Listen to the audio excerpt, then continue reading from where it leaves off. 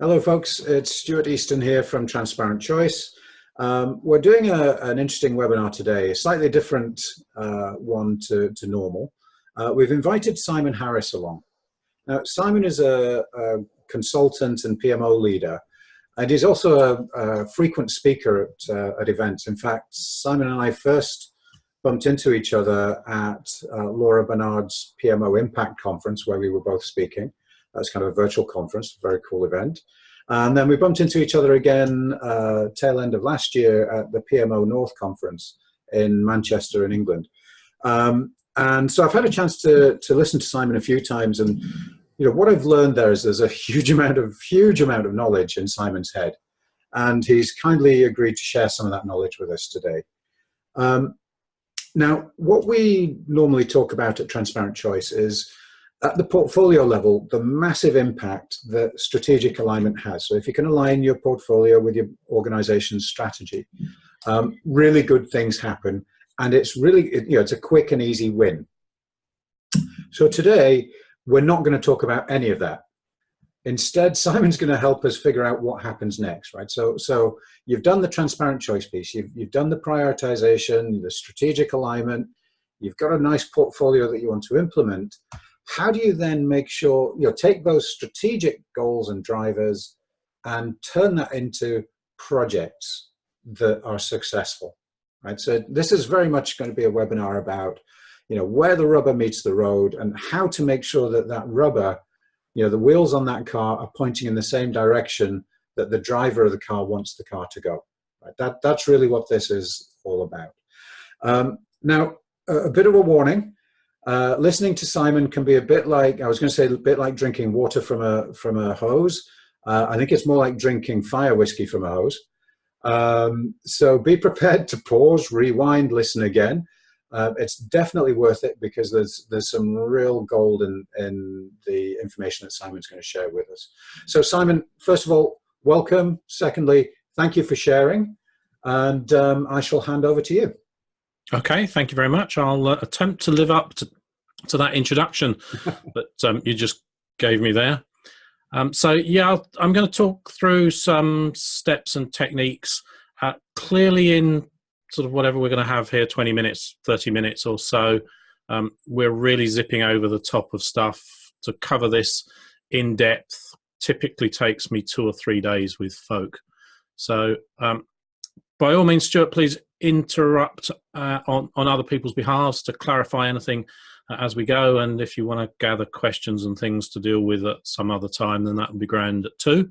Certainly will. So I'm not going to say anything about me other than I've been in a lot of places for a long time. So 30 years in projects and across most sectors. And one of the things that I've discovered in that time, initially, obviously, for 20 years or so as a project manager, I suppose nearly 40 years in project-type environments. The thing that I've discovered is that what we're doing in projects is not driven by us, it's driven by everybody else. And I've got a little sort of an allegorical story here that sets the scene for me, which is the phone rings in the sales department. The salesperson picks the phone up, and they are, of course, within the middle of the marketplace in terms of they are competing with the market in all sorts of different ways. So it's a bit of a hotspot. And the person on the other end says, "Can you?" And the salesperson doesn't really need to hear the rest of the conversation because their answer is to say, "Absolutely, of course I can." And that gets projects into a state where they're a bit warm under the collar, etc., about, there's stupidity going on here. But the first point that really we need to get into people's minds when we follow this journey through all the steps is that if sales said no, then we wouldn't have a revenue stream. And if we haven't got a revenue stream, we can't pay anybody's wages.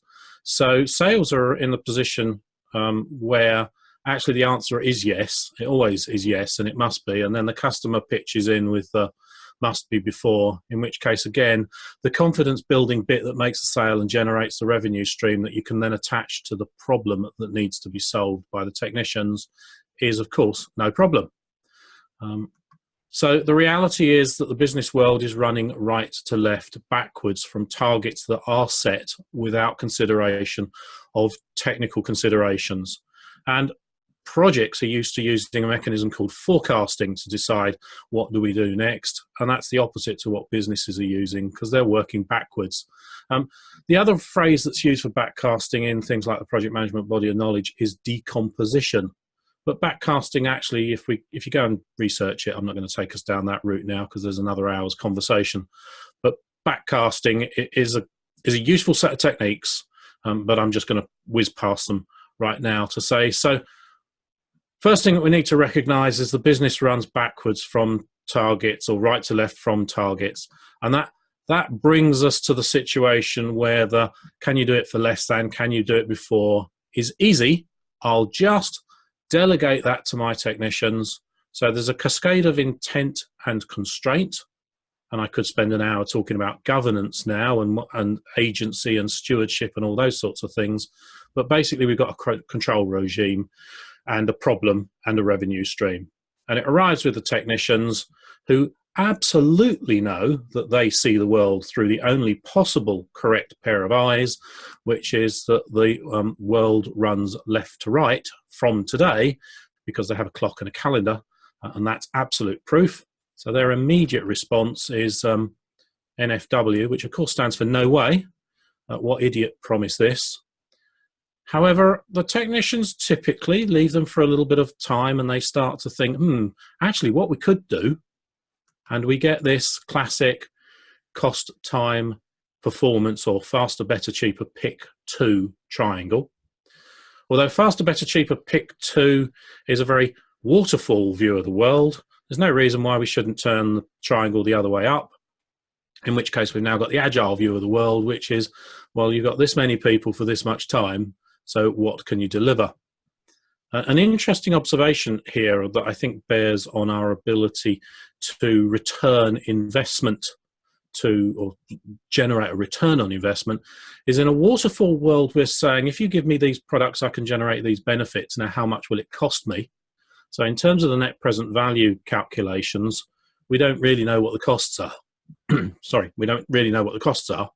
If we take the agile environment, what we're saying there is, I know how much I'm going to spend. I don't really know how much deliverable you can give me for that expenditure. So I don't know how much revenue or benefit stream I will ultimately be able to generate. So one of the things I think is often not said about the agile environment is it makes our costs up front known at the expense of moving the uncertainty into what the positive side of the cash flows will be. Whereas the waterfall world actually has the mechanism the other way around. Anyway, that's another aside. What we've got here is options flowing up from the bottom, and that's the escalation of decisions outside of authority, the seeking of guidance, and possibly reporting. There is some color coding in this diagram, which I will explain at some point. But what I want to say is that the world at the top of the organization is running a grey, business-oriented view of the world, and the folk at the bottom of the organization are running a activity-oriented view of the world, and the job of the project manager in the middle, or the project's community in the middle, is to reconcile those two worlds by bringing in the control frameworks. And actually, we can just simplify this picture now and say, at the top of the world, we have a dark grey, black business world that should be interested in results or products which are blue. And results or products that are blue are delivered as a result of activity or work, which is red, under the auspices of the control structures, which are green. And I will use those color codings as we go forwards fairly consistently, but I'm not going to mention them again unless there's something material. So that's our starting point. So Simon, I just want to pull that out and emphasize that for people, because at the portfolio level, we have this discussion all the time as well, which is that, the business speaks one language, and at a crude level, the engineers speak a completely different language. Right? The business cares about goals and benefits. Yeah. And the engineering level, they care about features, deliverables, tasks, that kind of stuff. Yeah. And very often, one of the big challenges is that the engineers don't really understand what the goals and the benefits are that the business wants. Yeah, I agree. Particularly in an agile world. But I think the people at the bottom and the people who are controlling resources in particular do need to know what the business benefits are. And then at the top, I'd argue that the job of the project community, the PMO leadership and project management, is not necessarily to hide all the complexity of what's going on underneath, but and I think this is what the arrow on the right is saying. It's to present that, it's to bubble up the important bits of information to the executive team and the bits of information for which decisions are needed. Right, so it's about expectation setting. It's about converting all that activity into, you're going to get this benefit at this point in time, unless this happens, and the decision I need you to make to prevent that happening is this, right? And that's really what this diagram is saying. Is that right? Yeah, that's very insightful of you to have pulled all those observations out of just this diagram. One of the key characteristics here is that the folk at the top of the organization have to be enabled, because they often are not, to be able to express destination. And often all they can do is say, I'm unhappy. Well, where do you want to go? I don't know. So they have to be enabled to express where I want to get to is. And then they have to recognize that the devil in the detail means that when it gets to the bottom, the folk at the bottom are going to constantly say, you've said X, Y, and Z, and those three things are contradictory, so it's not possible to do anything rational because you've given me a set of instructions that don't make sense. And we need to get those back up the organization in a way that says, when they arrive on the top table again, those folks say, I understand I gave unclear and contradictory or incomplete instructions, and the right answer is this, now go and get on with it. And they understand that escalation as being an instruction to make a decision, because that then makes the machinery, the cogs turn, the machinery becomes lubricated. Yeah. And very often the difficulty at that executive level, which is, so the people that are listening to this webinar are probably somewhere in the middle of this, right? They're probably not at the top, they're probably not at the bottom. Yeah. And they probably feel somewhat crushed, stretched and compressed and ripped apart by the tension between these two groups. And one of the things that's really important is that very often the executive team itself doesn't have clarity about where they're trying to go. Yeah. And so I'm going to get out of your way again in a second, but I'm just going to say this. That's why that project prioritization, that strategic alignment step at the beginning is so important, because that's where you get your executives aligned about what they're trying to achieve overall. And that can then cascade down into what we're trying to achieve with each individual project, which then lubricates the discussion around the cycle that Simon just showed us. So these things are absolutely connected. You can do one without the other, but I'm not quite sure why you would, because the benefit comes when you plug these things together. I'm going to say yes, almost. And the reason I changed the picture slightly when you were talking was you're expressing the concerns that I think are absolutely the right ones to express, and there are easier ways for me to illustrate how to respond than that previous picture.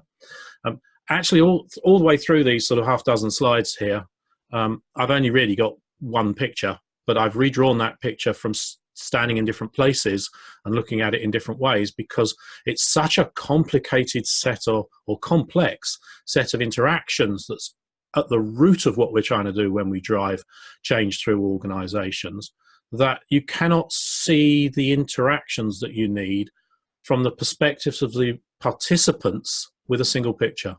But it is only a single entity that we're looking at through all these pictures. Color coding is pretty much the same here, but slightly different in that green on the right-hand side here is nice, stable, making lots of money, or delivering lots of social good type operations of the organizations. Yellow is that we're beginning to stabilize the business, and pink or red is the ferment and activity that accompanies corporate change. So we're driven by the marketplace, and what's driven is our capital, or the skills and will of our people and our buildings and our trade secrets and our relationships with supply chain, etc.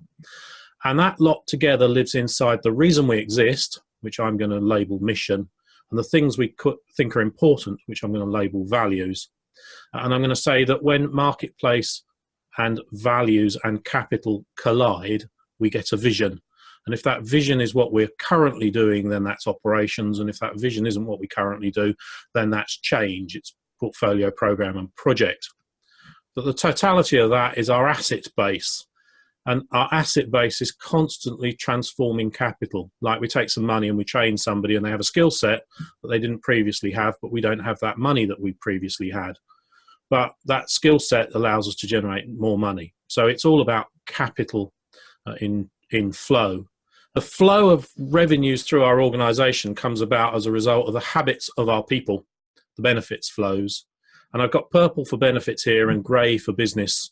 And habits or operational activities generate benefits. And when we have something like a set of technical deliverables that deliver into the business and then get used, so up here I've got behavioral habits, and down here I've got technical deliverables, and we have to combine the pair of those in order to be able to have benefit flows. And when I have technical deliverables, well, I can express those to project teams as milestones, but they are useless on their own without the operational behavioral bits.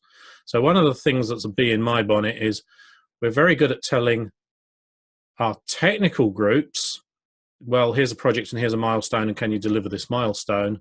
We don't really ever, maybe in programs we do, we don't really ever sufficiently tell the rest of the organization that there's a project here and it's about building a set of behaviors that when those behaviors combined with technical deliverables will create an organizational habit or an operational capability that will be a benefit flow that will contribute to whatever our owners, either the taxpayer or the shareholder, considers as value. So do you think that's what people often call change management, right? Is Yes. Managing that change of behavior to take advantage of the technical deliverables? I do, but I'm steering clear of using that as a piece of phraseology, because I think that very often mindset that generates is people say, oh, I need a change manager. And this is like the old thing about quality. It's not somebody's job, it's everybody's job. The moment you make it somebody's job, then everybody stops doing it while they watch somebody not do it, and therefore nobody does it. So I didn't want to use the phrase change manager, because what I think is important here is that we recognize that change is by the business for the business.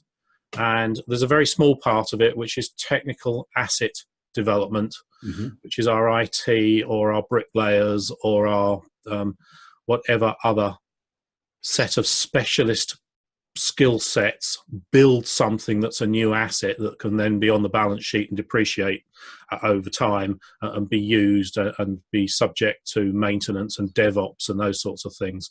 The core of this picture, let me put the rest of the bits in, oops, not that bit, here is that 3/4 of this picture it runs from right to left. It's about the marketplace dictates what at the senior top table we need to say is our target. That's a right to left expression of the future.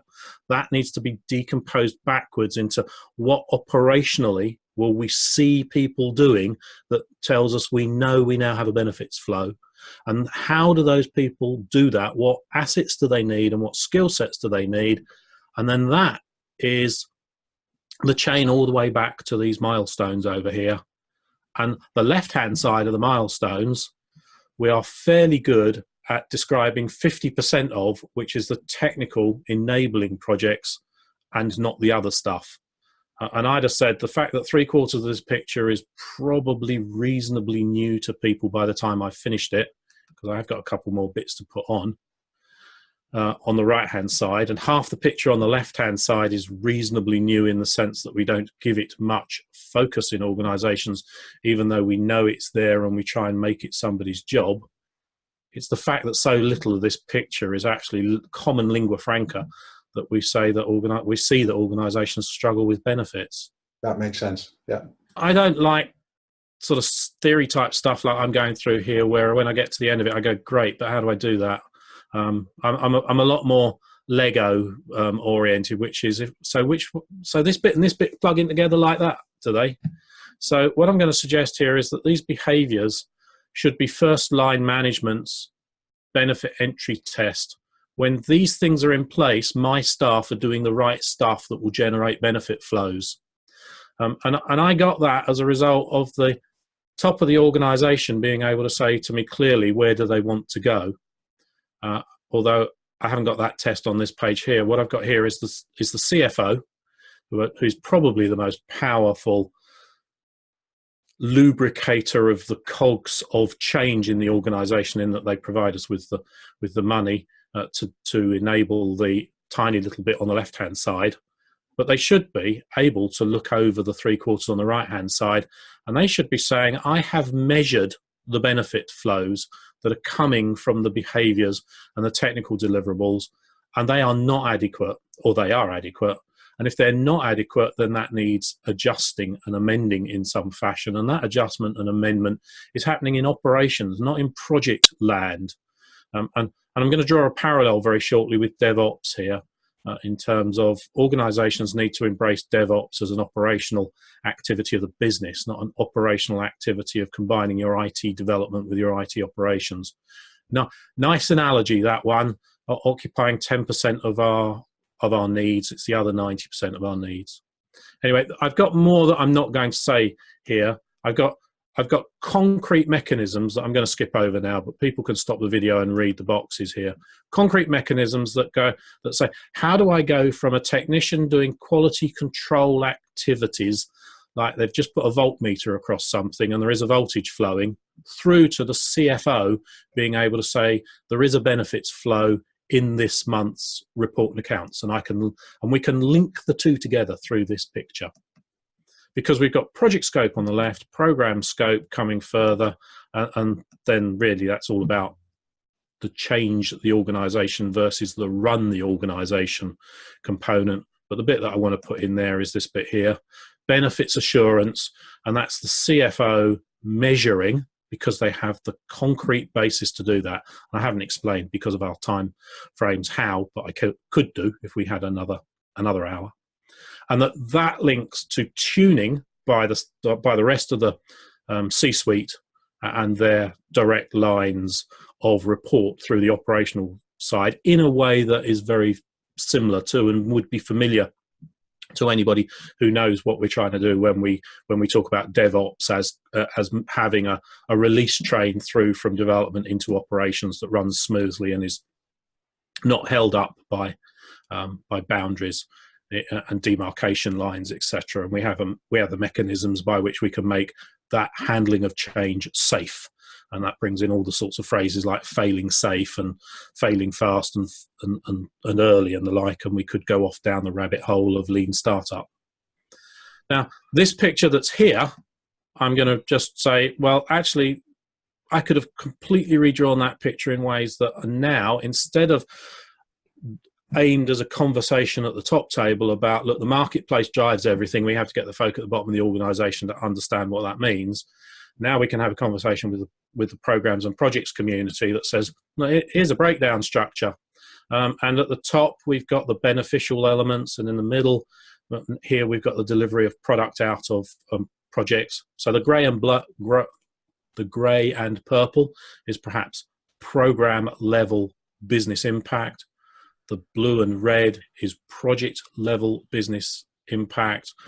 The blue and yellow is a product backlog view, i.e. it's got quality at the center, but it's about products that you release into the organization. And at the bottom, we've either got work packages or sprints. So we've got activity that's focused around quality.